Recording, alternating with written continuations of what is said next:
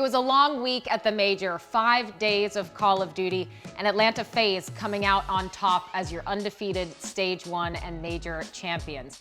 I'm Katie Bedford, your host for Reverse Sweep, and we're gonna go over everything that happened at the Major.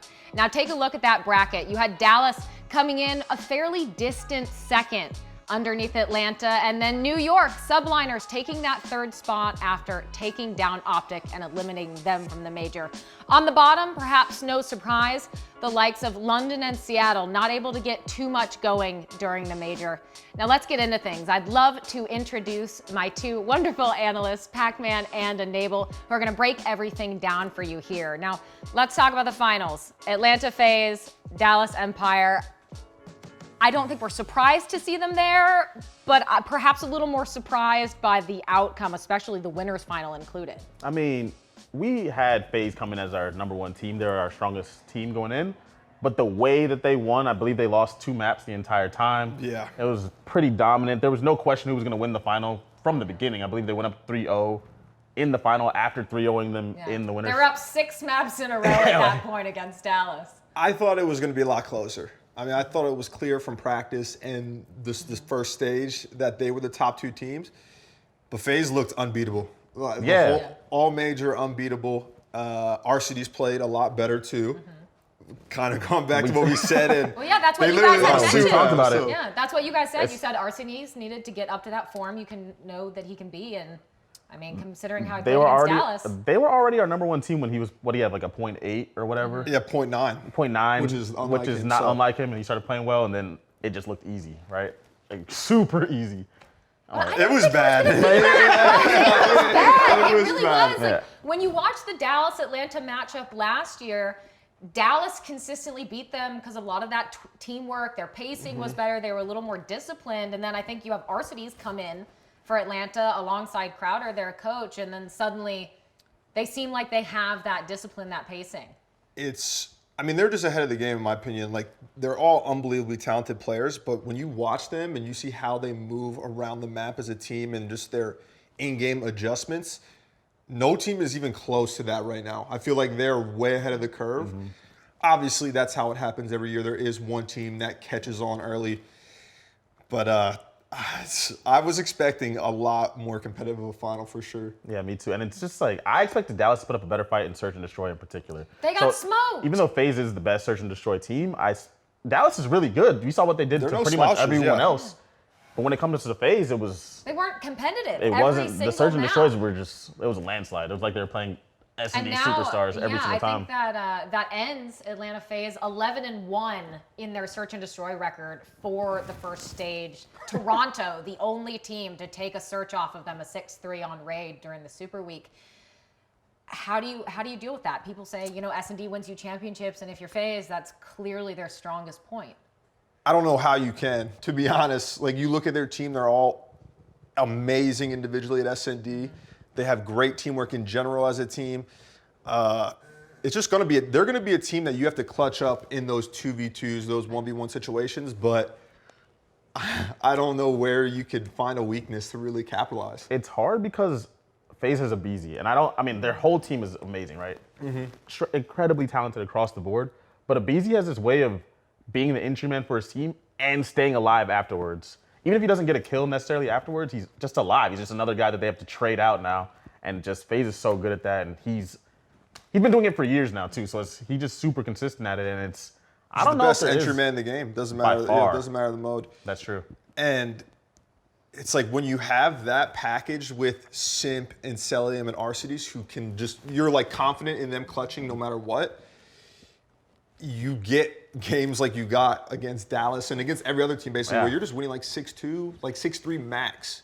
So yeah, I don't know. Teams are literally just going to have to copy and paste how FaZe was playing the maps. But I don't even think that's going to do anything. I don't think they can because there's situational awareness that comes involved. You can copy their initial strat, but also a BZ shoots super straight. And you know what I mean? So like his strat might not work for you. Well, that's a question, right? Like, it wouldn't work for me. Can you abuse how hyper-aggressive a BZ is to potentially sway it? Probably not, because a BZ will just win the gunfight. But I do want to talk about the other tiny terror, Simp. He got that MVP award. No surprise, Simp, another MVP for him.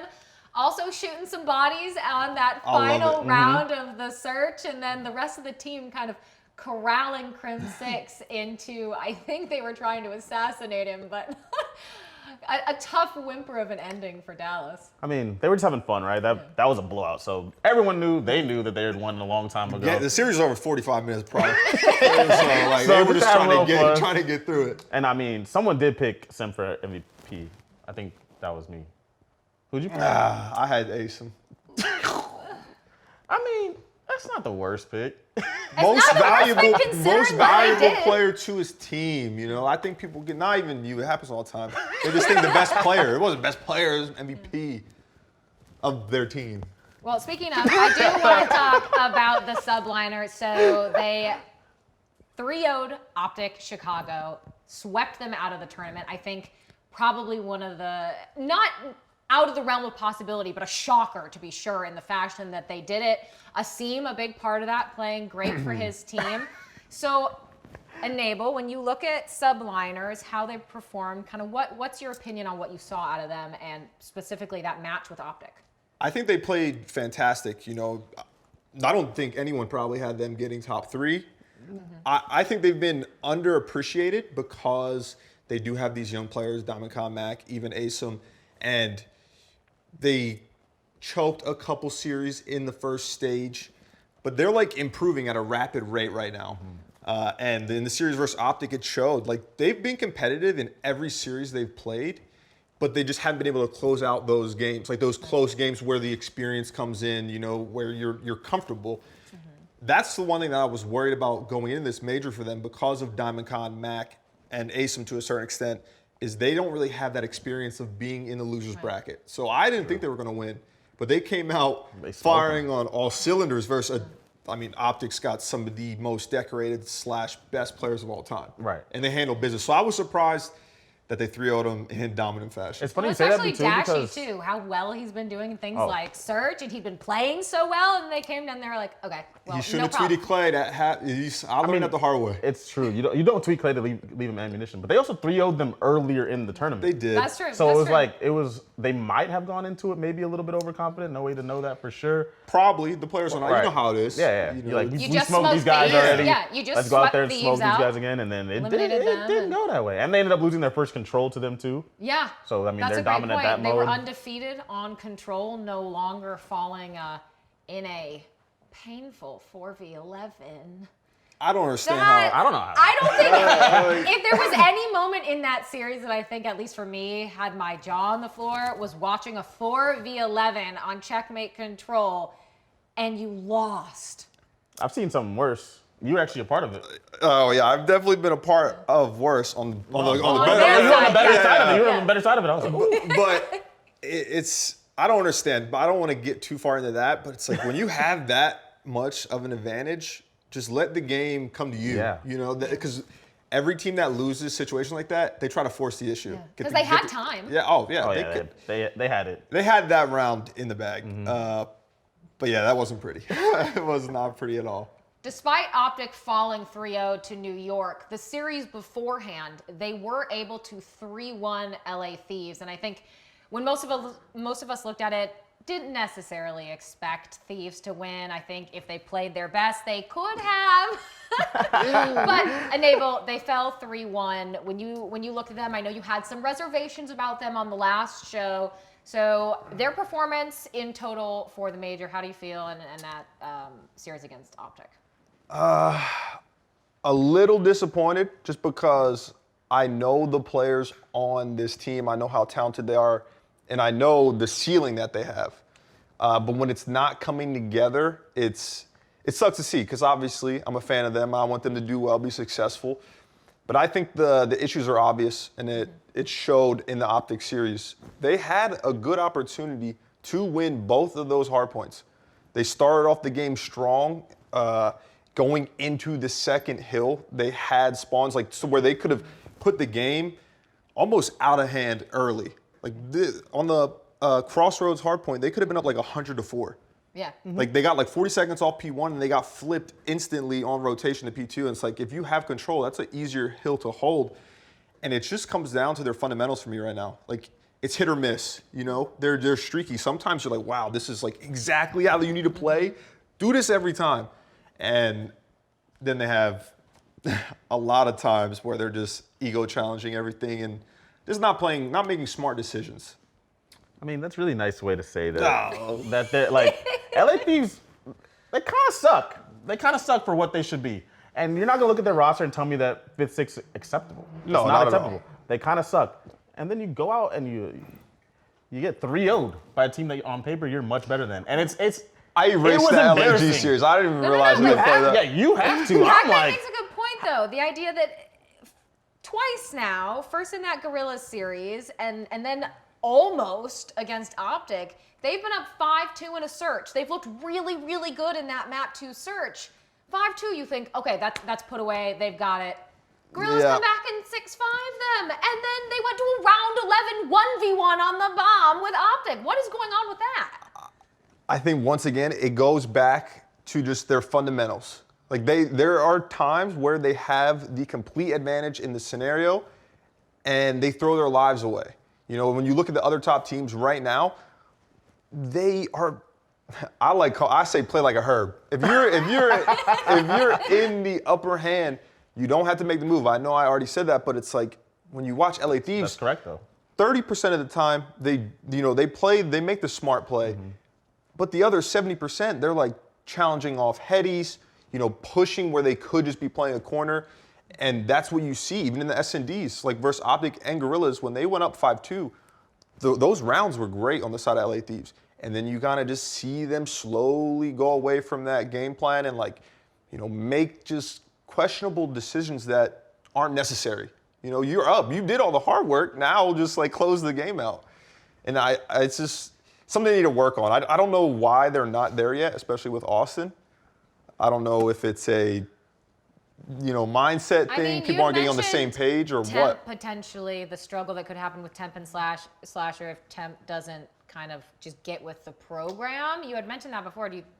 Could that be part of it? I personally don't think it's a one-person thing like that. It's definitely not a one-person thing, but I will say, and it's not even at Temp specifically, it's just because Tej and Ken have already teamed with Austin, is the whole team just needs to buy in to that way of thinking, right? Like having that play style. Because if you don't, not only are you going to get games like you got in the major from LA Thieves, but it's just going to create some tension with Austin because he expects greatness. He's got the I almost said Michael Jackson. Michael Jordan. He does. He has that. He wants to win, and anything else is beneath him, and he's gonna react accordingly. Take that good or bad. Exactly. But what do you think? I think personally, now Kenny is disgusting. I've been saying this. I'm on record saying this. Kenny's gross. Kenny's absolutely amazing with an M4. Give him a Craig, he'll be absolutely amazing. But I think that Kenny should be running a sub. When he came on to the scene, he was teaming with Accuracy, Chino, and Theory. Most of those aren't even pros anymore. And he was winning. He went back-to-back tournaments as a submachine gun. You teamed with him. You went to the finals and won. Best player, in an individual game, he might have been the best player that I've ever played with. Because he was doing everything that he was doing, MVP numbers every event with a sub. And I get why he kind of transitioned away from that in Black Ops 4 and even in MW, because the subs weren't as good. The PPSH, when he came into the scene, was like a do-it-all gun. But the AK-74U is a do-it-all sub. They need that aggression and that just impact that he brings to a team. That raw talent, extra kills. I remember in World War II at one point, he got a 4-piece against, I want to say it was Echo Fox. It was Echo Fox. To win the game. That doesn't happen, just by himself. And he's just a guy, when you look at the other top teams, so I look at Atlanta, and they have Simp and Abiti, the best 2 subs, if not, or Dallas, Shotzi and Hook, the 2 of the best subs. Invoy and Scump, the best subs. Kenny is right up there. Kenny has the potential to be one of those guys, if not better than all of those guys. And I feel like you're taking away from that potential that you could have. Now, and I don't know, I kind of want to get your take on this. Do you think because he switched away, from that SMG role, that mindset, that he doesn't want to go back? Or do you think he's just kind of doing what he has to do for the team? They want him on the M4, for example, right now. I think Because he was asked with the SOG in Black Ops 4. He That's was. why I had he a was. No, he was really bad with the SOG at the start of Black Ops 4. Let's not ignore that. But the SOG was also bad. Yeah. At the start of Black Ops 4. It wasn't It was a good bad for gun. him. And then it got buffed. And even if he had kept running it after it got buffed, he would have been Yeah, gross. but that's what I'm saying, though. I don't know why they wouldn't have him on the 74U consistently. But I don't know if it's a him thing or a team I think thing. I heard that he wants to run an AR, right? He's really good with it, too. He is. He's It's really good with just it. how the team dynamic is Right. with him running it. And also you have TJ, who's been a sub his whole life, and then Don, who's been running a sub now for years. So maybe it just fits the team like that. But I honestly feel, I'm not saying make a team change or whatever, any drastic things like that, but I just think that you should try it, see how it works. Keep getting waxed in respawns by OpTic. You just keep getting body slammed in all the respawns. To be fair, though, I did some deep analysis on that series. I'm telling you, people are going to cook me. I already know what I'm about to say. They had a great opportunity to win both those hard points. Oh. But it didn't come down to, like, what gun was Ken using. No. It was literally just like, why the hell are you moving? Just literally stay still. And they would give up control time after time because of just plays that don't need to happen. I don't disagree with you. First, when I say switch to a sub, I don't think that's going to just drastically change the team. No, I know. You know what I mean? You have to do things the right way still, be on the same page. I just think they're just behind right now. As simple as that. I think a role swap could help, but their awareness in the game, their knowledge is just not as good as the other top teams. Fair enough. Now, top teams, I do want to talk about Dallas really quick, and not any of the players, but Stro on Twitter during the major had a bit of a sass he wanted to throw out. Perhaps some people saying whiny, some people saying maybe still making a good point. But Enable, I want to kind of get your opening thoughts on that, because that kicked off a whole big thing on Twitter. You had Courage jumping in, J-Cap, lots of other pros giving their opinions. It got nasty. I thought I was watching a cat fight. I mean, Twitter is undefeated. It's undefeated. But how do you feel about that? I don't really know Stro as much as some of the other players do, some of the people that were actually tweeting at him. But it's like, you're the owner of a team, right? You don't need to be that guy on Twitter. You know, saying that. And on top of that, there's just other avenues that, like, if he was actually upset, right? If he wasn't doing it for Twitter clout, he could have texted Matt. I'm sure that, he has his number. If he was like, come on, man, like, if it was like a sportsmanship thing, he could have let him know on the side. But to put it out there like that and then go on the whole championship mindset, which I do respect, but it's like, that's not the end all be all. It's not like you've got to choose one. You don't. You can be a great brand and be a championship caliber team. And you look at OpTic, they're fantastic on both sides. Maybe not right now in Cold War, but OpTic, FaZe. yeah. 100 Thieves even has one. I don't know why they take that line. Like so you can't just use we're only worried about bringing home the trophy, because there's more to an organization, to a brand. So I don't know. I just thought it was immature. Well, I mean, it's tough. I feel like he threw out a light jab and it got blown out of proportion. He got jumped. light jab, But the thing is, he's thrown out a bunch of light jabs. yeah. So Over time. Constantly. Well, if you're a bunch looking of for a jabs end up reaction, hurting. you got it. Maybe Well, I not don't the think- reaction you wanted, but you certainly got one. And he's not the only owner that does that. Like, he's Carlos of G2 does that. A lot of people do that. They throw out little things. They're having But fun. I feel like you got to go about it the right way. I think the Carlos from G2 guy, I think, is comedy. Right. But he also doesn't go at anyone in particular. I feel like he always does it. Yeah. So Yeah, that's fair. I feel like Stro was actually targeting 100 Thieves in general with like all the hoodie stuff and all that. Maybe it was on purpose. But it Maybe was jabs. Any But it was publicity jabs. is good publicity, Yeah. But like, you had to know before you hit send, you were not winning that fight on the Bluebird app. Like, there's no shot. Not on the apps. I like the Not on confidence, though. If anything, he had confidence, but Delusion, I think it's the same thing, right? I don't know. It's I wish that would happen every day. Twitter was hella entertaining. I'm sure Stro will have more to say at some point, and potentially some of the other owners. But Really quick, MVPs. We're going to go through the moment of the week for you guys from the major and also the LVPs. So swinging back from Twitter. I'm going to do MVP first. MVP, I wanna know who you guys thought was that player that really stood out.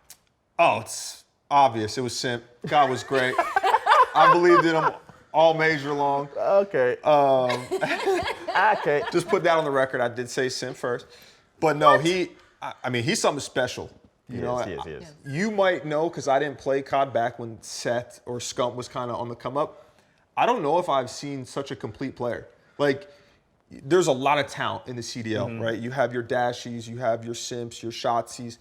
He's the only player that I think is the complete package when it comes to attitude, communication, drive, talent, like in-game awareness, in-game, out-of-game, it doesn't matter. All his intangibles, it's like there's not a weakness, right? Where a lot of the other young talent that are superstars, they're missing something still, you know. But the pros outweigh the cons. But for him, it's just like, dude, this guy is level 99. Like he's 99 overall. He's everything, yeah. Like, and it's crazy to see, because time after time he puts up insane stats. So consistent. In a very hard role, one of the toughest kills on the map. It's like, I just want to see him kind of have a bad event or an even average event. It's like, that's true. No matter what, no matter how good or bad he looks when you're watching him, it's like, end of the event comes Simp 1.2. Guy had a 2.0. He's like the Mike Vick 06 Madden. He's like you got to change the format. Simp can't be on FaZe. He got to be on LA Gorillas or something. And his duo with Tiny Terror is a perfect compliment to him, because I think Abizi's, like you said, the best entry man in the game. By far. A perfect compliment to what Simp does on the map, which is pretty much everything else. He has that guy that goes in front of him. He's all definitely the time a lot more methodical. Yeah, that gives him the information on the map, and then Simp's the best at using that information to the best of his ability. I mean, Simp's a good pick for MVP. Of course he is. That's why I picked him. I'm gonna go with Alec though, RCDs. Okay. Because RCDs, I feel like, had the best jump from the Super Week and their stage. In the tournament, he played amazing. Like, he was the best main AR in the whole tournament, and I think it transformed FaZe into a team that looked unbeatable. It showed. Yeah. You know, they obviously didn't lose a series in the regular. Yeah. But you saw how much better they looked, and it's like he played very, very good. But I still don't think he played up to what he can. So imagine. Which is terrifying. That's what I'm saying. With how good they looked, and he stepped it up, if he plays up to his normal potential, it's like they could run the table. And I know it's like, that's my way too early take. They could run the table. Well, no, they did. But I love, specifically within that, having Alec come into the team. I think it was a Garrison hard point, I believe, but there was this moment where they were doing the Astro listen in, and you heard Alec, and he was saying, calm down, calm down, calm down.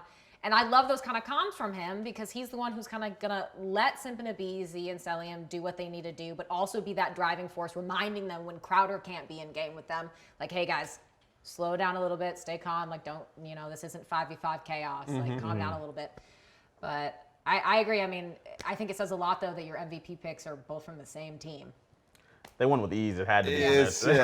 You can't pity pick someone else on our team just to switch it up. They were dominant, and I think, all four of them, top four players in the game. Maybe it'd be them and Hugh. Yeah, but like he was nuts. But they shut him down though when they played. Yeah, I was surprised about that. Me too. Because Kyler looked phenomenal. He was destroying everyone else all major long, and it's like he goes up against Simp and Abizi, and he's looking not too high. Which was like weird. I was like, what? Like, how are they shutting though too? Like, they can't just individually shut down Kyler. He's nuts. I mean, it is a little bit tougher because he's going up against Simp and Abizi in gunfights. But then also, I think I don't know if they game planned for him, but it seemed like they were just FaZe was able to really just pick up on all of his moves and like the routes that he was trying to take. It was weird though, because you don't see Kyler get shut down often. No, you don't.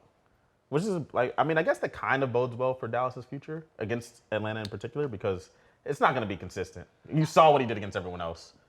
So once he figures it out against that team, they'll have a better chance like they did last year. Unless he's got a mental block. Just kidding. There ain't no way. He did mollywop them last year, so, All right, MVPs, check. Simp and Arcides, LVPs, least valuable players You gotta go first. On that from one. this major. Okay. All right, and That Enable's means- passing it off. He wants nothing to do I'll with do this it. first take. I get So, to steal. Pacman, Wow, I get to steal from you this time. who are I'm you gonna go with. unimpressed with? I'm gonna go with Priesta from Minnesota. That was Enable's LVP last week. I know. Yeah. So I'm still. I got the LVP right. And that's just because they still can't win hard points. And I'm looking at him to be the star, like the explosive guy to get it done. They just need to win one. And they keep And they're horrendous. yeah, They're I'm not really even sure. bad. I don't even think his stats were the worst or anything like that. I don't go off that really. It's more just what I believe that your impact could be on the map and on your team. And it has to be higher, like you said. It just has to be, he needs to do more. I need more. I need more. I demand it. I demand it from you. But you've earned that respect. And that's that's how I see it. It sucks because for me right now, it's so hard to gauge if it's on him or more so just a team dynamic. Definitely a team. Because just I've teamed with Preston. There's no way he is 0.8. You know, he's not dropping a 0.8. And it seems like that's what he's doing consistently right now. They obviously have a very slow team. When you look at the players on their team, their pacing seems off to me. I think that's their biggest issue. But like, it's tough to say because he needs to have help, right? Yeah. And yeah, you could say, oh, he could slow his pacing down. But you know how it is. If you want to be a championship caliber team, a lot of the time comes down to whatever team is quicker more to get to where decisive. they need to be. Exactly. And so he needs 3 people to really pick it up a little bit to help him out. I just don't know if that's going to happen on this team, though. So it's like, yeah, I don't want to see him keep doing as bad as he is, and I don't want to make it seem like it's not on him because he knows he could be playing better. It's a combination of a lot of different things. Maybe, I mean, once you have accuracy, Lamar, in a spot where his team is comfortable and he knows what he's doing, he's a really good man. Like, you can trust him to be in the right spots and be there to, like, you can trust him. But then you also have Major Maniac, like you said, it's like a couple of slower pace guys. It feels like the roster shouldn't be that bad in hardpoint, though. Like, maybe not the greatest, but they're really bad. Not that bad, and they're really bad. And they should have kept Asim for either Lamar or Major Maniac. They shouldn't have dropped him. Okay, well, But yeah, no, yeah, before we get too into the weeds on what Minnesota may or may not have done wrong, LVP for you, Enable. LVP for me. Oh, I have to go with London. Just the whole team still. they won 2 maps, though.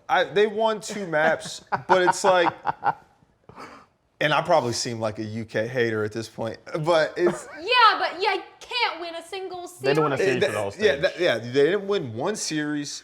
Obviously, I know Zed had to fill in, right, because Alex family reasons went back to the UK, yeah. So I get that. It doesn't help because who knows, maybe they were making improvements going into this. But you drop a goose egg. You know, how do you not? Your whole team deserves the loser of the week, LVP. Yeah. It's they got to blow it up, trade for picks, do so like. Because I think all the players on that team could be good on other teams, could be solid. Yeah. It just isn't working. But not as a unit that they have. Not as a unit. I mean, who knows? Maybe Trey comes over soon. Mm-hmm. Zed looked good. Mm-hmm. Maybe you try something new with Trey, Zed, and 2. I don't know. But they got to do something. You don't win a series, you know, you're looking like Seattle Surge, MW. Wasn't pretty, I'll tell you that. Nor fun. Yeah, but when you do it, you got to do it the right way. So I agree. Blow it up. I mean, we do sound kind of like haters, but when you don't win a match first stage, what else can you say? You got to do what you have to do. Not one. They had some close. They did have a couple game 5s. You're a professional though, like that. But you don't get points for being close. You can go the distance, but unless you win, you lost. Yeah. You don't get points out here for that. And then, I mean, it's not Haggie's fault. It's not Zed's fault. It's not anyone's fault. But the team doesn't work. Yeah, it just doesn't. So you got to do something, but you got to be careful what you do. Last year, Seattle picked up Pander and. Well, those boys was drunk. As long as they lay off the Henny over in the Be careful what you do still. Don't just do stuff to do it like they did. That was horrible. They gave themselves no chance. London just needs to give themselves Seattle just blew it up. They didn't trade for picks. Yeah. London, they need to do both processes. So we've got Priesta and the entirety of the London roster getting the honorable LVP award. But our final bit, the moment of the major for you. What moment, what play really stood out to you as something that kind of blew you away? I've mentioned it earlier in the show. For me, that 4v11 in the OpTic New York was just unacceptable. But I don't know if you guys agree or you have thoughts on something else. You want to take this one My first? I'm moment? trying to think of my moment. Yeah, mine's got to be, here's the biased take, what was it, 2v, or what was it? It was was 2v6. 2v6. Slasher 2v6 and Temp, I believe. Temp, yeah. In the Control versus Toronto.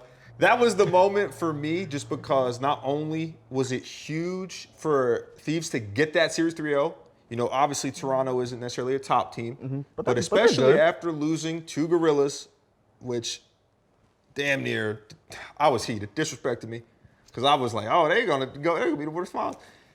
But to bounce back like that, get that huge series, and show the ice in their veins, right, their clutch factor, I thought was big for me. And when you look at it as a whole, and just the play itself was pretty crazy. It was huge for momentum, or at least at the time I thought it was gonna be for their confidence moving forward, knowing that they had the potential, they just got to put it together, and you saw what they Glimmers could be. of it. Yeah, you saw a glimpse of how good they could be. I like that. I mean, they did get smoked right after that, but I like that. But that moment, It was though. cool. But that moment was cool. Was nice. I don't think mine is necessarily important, but it was Krim and Clay in a 1v1 in Control, which almost never happens. Like, not 1v1s happen, but not the way it was a happened. bit Two old heads poetic, battle though. Two old out with heads, Canes. and Krim could have done actually anything on the map. Anything that he wanted to do on the map, any decision he wanted to make, he had tons of time to make the decision. And what did he do? But he decided to go up in the plane, and he saw Clay and just flew out. I respect And, it. I would and, do the same He thing. put his balls to the wall and said, "I'm gonna challenge this man. I'm gonna try it." That's a heat check. You're up. He what? got heat check. He They're didn't up hit a bullet. 2-0. They're up 2-0 in the series. But it don't matter. They were up 2-0 in the Control. I mean, yes, believe me, collapses have happened. That like happened, right? Because of one play.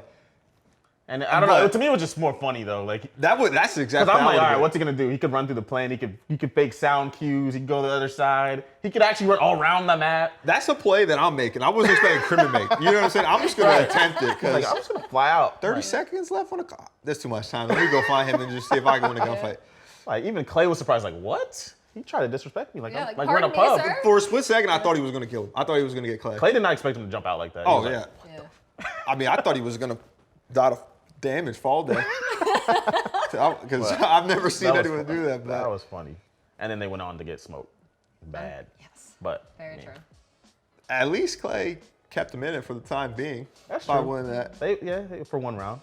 But I mean, it is what it is. It was hysterical, if anything Yeah. else, and I'm sure it will probably be memed significantly in the future when it comes to Krim. But that's it for us here on Reverse Sweep, breaking down all the biggest moments from the Major.